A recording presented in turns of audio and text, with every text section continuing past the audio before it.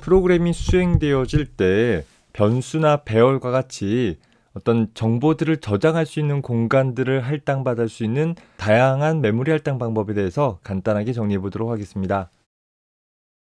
우리는 앞서서 프로그램이 수행되어질 때 지역 변수라고 불리었던 자동 할당이라는 방법에 대해서 살펴봤었죠. 어떻게 보면 우리가 프로그램을 사용을 하면서 가장 일반적으로 많이 사용되어지는 방법 중에 하나로서 함수와 같이 어떤 블럭 안에서 선언되어지는 변수를 가리킨다라고 했어요.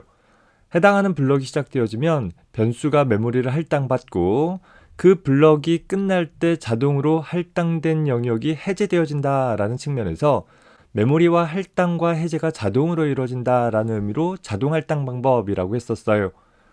제한되어진 메모리를 가장 효율적으로 사용을 할 수 있는, 즉 내가 필요할 때 메모리를 할당받아서 사용을 하는 그런 방법이었었죠. 자, 다만 이런 자동 할당 방법은 특정 함수 안에서 선언되어진 자동 할당 변수는 해당하는 함수가 종료하게 되어지면 무조건 할당된 메모리가 해제되어지기 때문에 그 값을 함수 바깥에서도 유지하고자 한다라고 하면 반드시 해당하는 변수의 값을 반환해주는 일이 필요하다라고 했었습니다. 자, 다만 앞서서 살펴봤듯이 하나의 변수는 함수의 반환값으로 전달할 수 있었는데 배열과 같이 덩치가 큰 요소는 함수가 값을 반환할 수는 없다라고 했었죠.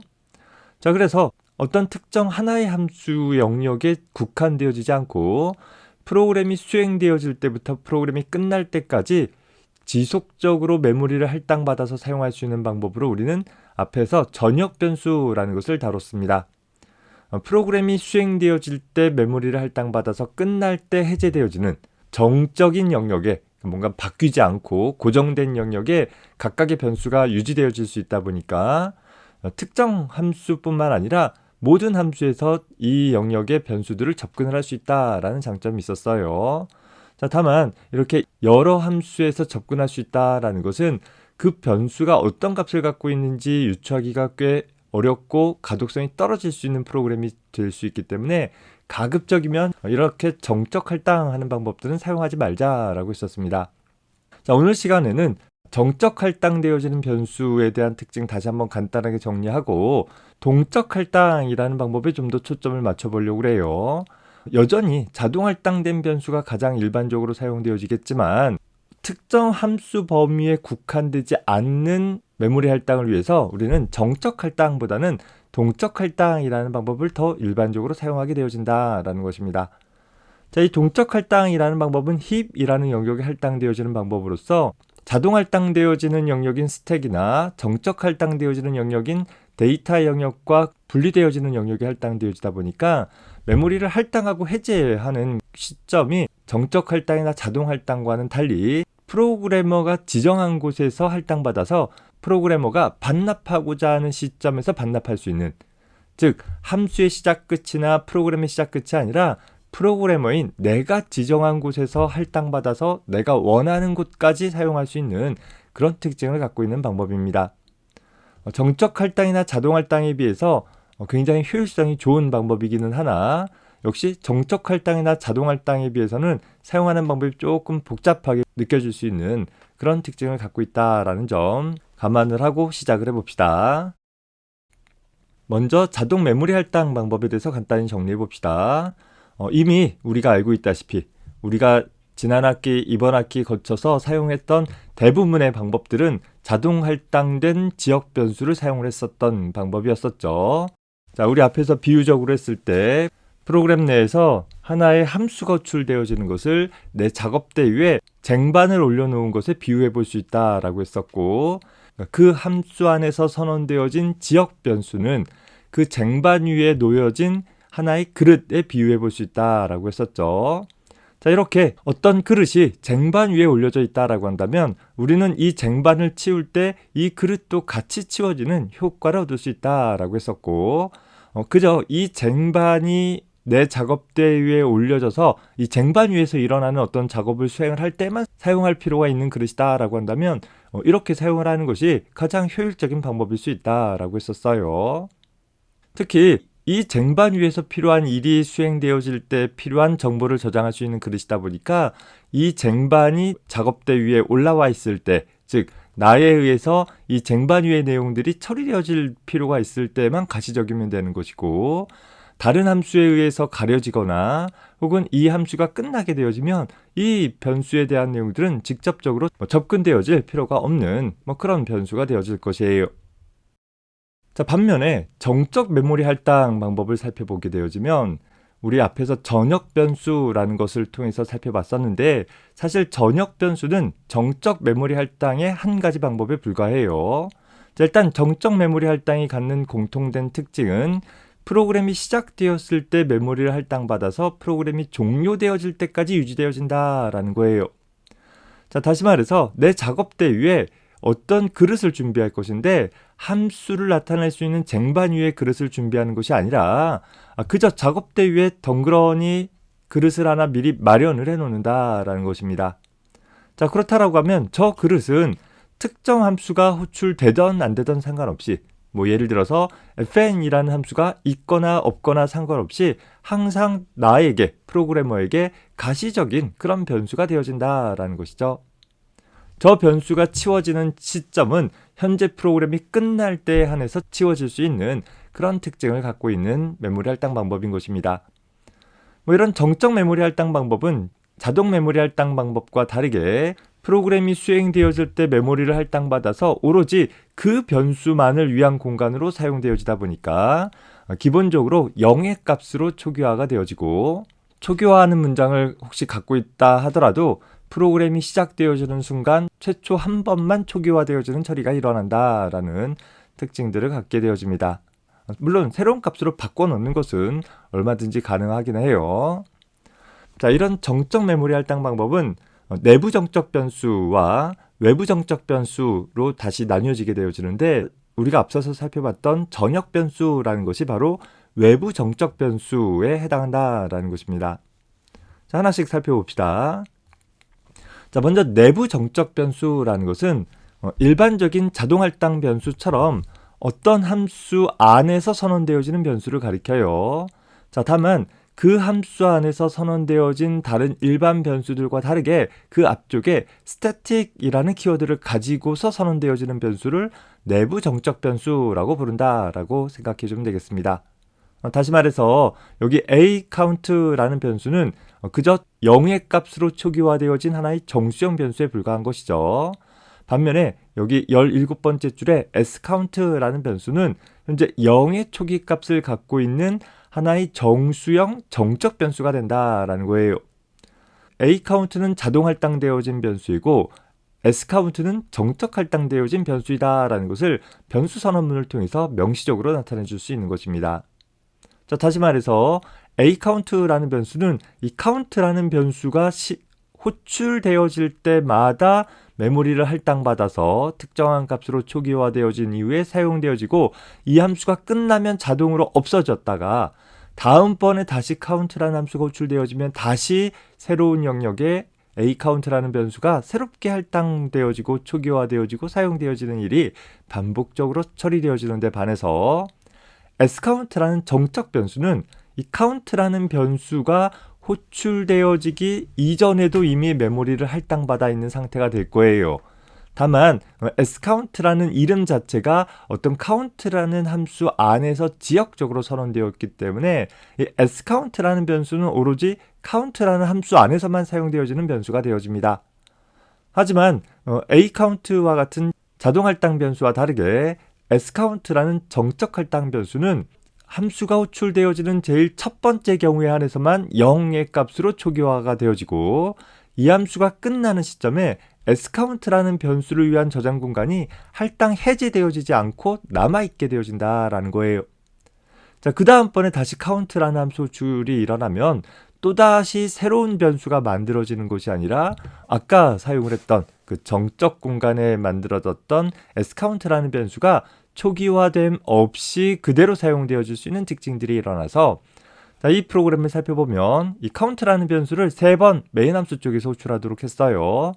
자, aCount라는 것은 자동 할당 변수이기 때문에 세 번 모두 다 0의 값으로 초기화되어진 이후 1로 증가되어진 결과값을 출력을 하고 있어요. 0으로 초기화하고 1로 증가하고 없애버리고, 변수를 생성해서 0으로 초기화하고 1로 증가하고 다시 없애버리고, 다시 변수를 생성을 하고 0으로 초기화하고 1로 증가하고 그리고 다시 없애버리고 하는 과정을 매번 반복하고 있기 때문에 몇 번을 호출했던 간에 동일한 결과들을 얻게 될 거예요. 반면에 sCount라는 변수는 이 count라는 함수가 최초 처음 호출되었을 때 한해서 0으로 초기화가 되어지고 그리고 1로 증가되어진 결과값을 출력한 다음에 count라는 함수가 끝나더라도 없어지지 않고 남아있더라라는 거예요. 이 sCount라는 변수의 값이 유지가 되어지는 거죠. 그러다 보니까 두 번째 count 함수 호출을 해서 17번째 줄에 대한 처리는 일어나지 않고 그저 기존에 존재하는 sCount라는 변수의 값을 1 증가시켜라 라는 처리를 수행을 해줌으로써 기존에 1의 값을 갖고 있는 값이 2로 증가되고 한 번 더 호출하면 3으로 증가하고 이렇게 이전의 처리 결과가 누적되어져서 처리되어지는 효과를 얻을 수 있다라는 것입니다. 예를 들어서 이 sCount라는 변수는 현재 이 count라는 함수가 몇 번 호출했는지를 기록할 수 있는 그런 용도로 활용을 해볼 수 있겠죠. 우리 수준에서는 그다지 내부 정적 변수를 사용할 일들이 많지는 않지만 이런 특징들을 갖고 있다 정도는 좀 눈여겨봐 줄 수 있었으면 좋겠습니다. 자, 반면에 외부 정적 변수라는 것은 이미 알고 있다시피 어떤 함수에도 속하지 않게 변수를 선언한 경우를 가리킬 거예요. 자, 이때 주의할 것은 이렇게 어떤 함수에도 속하지 않게 선언되어진 gCount라는 변수 앞에 static이라는 키워드가 붙어도 붙지 않아도 모두 다 외부 정적 변수로 선언되어진다라는 점에 유의하기 바랍니다. 우리 내부 정적 변수는 static 키워드가 꼭 있어야지만 내부 정적 변수가 됐어요. 없으면 자동 할당 변수가 되는 거죠. 반면에 외부 정적 변수는 그 선언되어지는 위치가 특정 함수 바깥에 선언되어 있기 때문에 static 키워드를 꼭 필요로 하지는 않는다라는 거예요. 자, 다만 static 키워드를 명시적으로 써주게 되어지면 이 g_count라는 변수 이름이 현재 이 변수 선언을 포함하고 있는 이 소스 파일 안에서만 사용되어지는 이름으로 한정하는 효과가 되어지고 static이라는 키워드를 갖고 있지 않으면 이 소스 파일 말고 이 소스 파일과 같이 링크되어져서 사용하는 다른 소스 파일에서도 이 변수 이름을 사용할 수 있다라는 특징이 생기게 되어집니다. 즉 외부 정적 변수의 경우 static이라는 키워드는 변수 이름의 가시성 범위를 제한한다 정도로 기억을 해주면 되겠어요. 일반적으로 내가 작성한 소스 코드와 다른 사람이 작성한 소스 코드를 같이 묶어서 링크하는 일들을 다룬다라고 했을 때 내가 사용하는 외부 정적 변수의 이름과 다른 사람이 사용하는 외부 정적 변수의 이름이 공교롭게도 역할은 다른데 이름이 같을 수 있겠죠. 그렇게 됐을 때 네가 바꿔라 내가 바꿔라 이런 논쟁할 필요 없이 각자는 자기 소스 코드 안에서 사용할 외부 정적 변수를 스태틱 타입의 외부 정적 변수로 선언을 해주면 간단하게 해결을 해볼 수 있는 것입니다. 자, 외부 정적 변수는 내부 정적 변수와 다르게 특정 함수에서만 사용할 수 있는 변수가 아니라 현재 그 외부 정적 변수가 식별되어 수 있는 모든 공간의 함수에서 모두 다 접근할 수 있게 된다라는 거예요. 얘 같은 경우에는 스태틱 외부 정적 변수이니까 이 소스 코드 안에 있는 메인 함수나 count라는 함수에서 별다른 변수 선언 없이도 g_count라는 변수의 값들을 접근할 수 있는 것들을 볼 수 있는 것이죠. 자, 그래서 보면 현재 11번째 줄에서 count라는 함수로 호출하는 일을 3번 반복하도록 하되 현재 count라는 함수 안에서는 내부 정적 변수 sCount와 외부 정적 변수 gCount 값을 각각 1씩 증가시켰어요. 자, sCount도 누적해서 증가되어질 것이고 gCount도 누적해서 증가되어지겠죠. 하지만 sCount라는 변수는 오로지 count라는 함수 안에서만 사용할 수 있는 변수라고 한다면 gCount라는 것은 이렇게 메인 함수에서도 사용을 할 수 있는 변수가 되어져서 count 호출과 더불어서 gCount를 메인 함수 쪽에서도 1 증가했다라고 한다면 현재 수행 결과를 보면 sCount가 증가되어지는 값보다 하나 더 gCount가 증가되어지는 효과들을 얻을 수 있게 되어질 것입니다.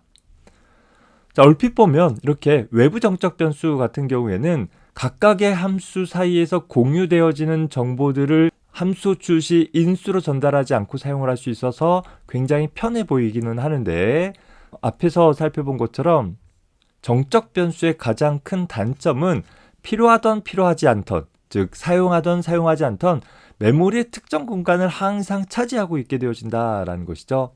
현재 프로그램이 수행되어지기 위해서는 하나의 프로그램에게 메모리의 특정 영역들이 할당되어지는데, 코드 영역은 프로그램에서 처리할 문장들을 담고 있으니까 일정한 크기가 될 거예요. 복잡한 프로그램이라면 길 것이고, 단순하게 작성되어진 중복된 코드가 제거되어진 효율적으로 작성되어진 코드라면 다소 적게 차지하게 되겠죠.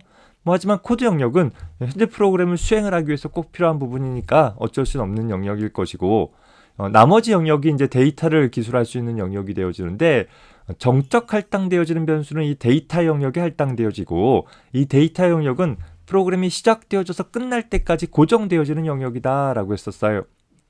자, 반면에 자동 할당 영역은 이 스택이라는 영역으로서 내가 사용할 수 있는 메모리 영역의 제일 마지막에서부터 거꾸로 각각의 메모리들을 할당했다, 해제했다 하는 과정들이 가변적으로 일어나게 되어진다라는 거예요. 따라서 스택이라는 하나의 메모리 공간 영역을 다수의 함수가 수행되어질 때 공유해서 사용할 수 있는 효과가 있기 때문에 비교적 효율적으로 메모리를 사용할 수 있다라는 장점이 있는 거예요. 반면에 정적 할당되어진 변수 영역은 어떤 함수도 사용하지 않는 순간에도 항상 메모리를 할당받고 있기 때문에 이 정적 할당 변수를 많이 할당받게 되어지면 그만큼 나머지 공간이 줄어드는 그런 효과가 발생되어지게 될 것입니다. 따라서 우리는 외부 정적 변수 같은 경우에는 가급적 쓰지 말자라고 했었어요. 특히 전역 변수로 불리우는 외부 정적 변수는 언제 사용하면 좋을까를 생각해 보면, 내가 가지고 있는 대부분의 함수에서 그 변수에 접근할 필요가 있다라고 한다면, 예를 들어서 나한테 10개의 함수를 갖고 있는데 10개의 함수 거의 모두 다 특정 변수에 접근하는 일이 필요하다. 이런 경우라면 외부 정적 변수를 사용을 해서 처리해주면 간단하게 함수 출문들을 구성을 할 수 있겠죠. 반면에 외부 정적 변수를 사용하지 않게 되어지면 그 10개의 함수가 매번 함수로 호출할 때마다 어떤 정보를 넘겨주고 넘겨받고 하는 그런 다소 좀 복잡하기도 하고 상대적으로 효율적이지 않을 수 있는 방식으로 동작되어 줄 수 있다라는 거예요. 자, 반면에 내가 한 10개 정도 함수를 갖고 있는데 그 중에 한 두세 개의 함수 정도에서만 사용하는 변수이다 라고 한다면 그 경우에는 생각할 필요도 없이 외부 정적 변수로 사용하지 않고 구현하는 것이 더 효율적일 수 있는 구성이 될 수 있다라는 점 기억을 해두기 바랍니다. 메모리를 할당받는 방법 중 자동 할당 방법과 정적 할당 방법에 대해서 간단히 정리해봤습니다. 여전히 우리가 제일 많이 사용하게 되어질 방법은 자동 할당 방법이 될 것이에요. 다만 우리가 특별한 경우에 정적 할당이라는 방법들을 사용할 수 있게 될 텐데, 내부 정적 할당과 외부 정적 할당의 차이점들 간단하게 정리해 두기 바랍니다. 자, 다음 영상에서는 메모리 할당 방법의 세 번째 동적 할당에 대해서 살펴보도록 하겠습니다. 수고했습니다.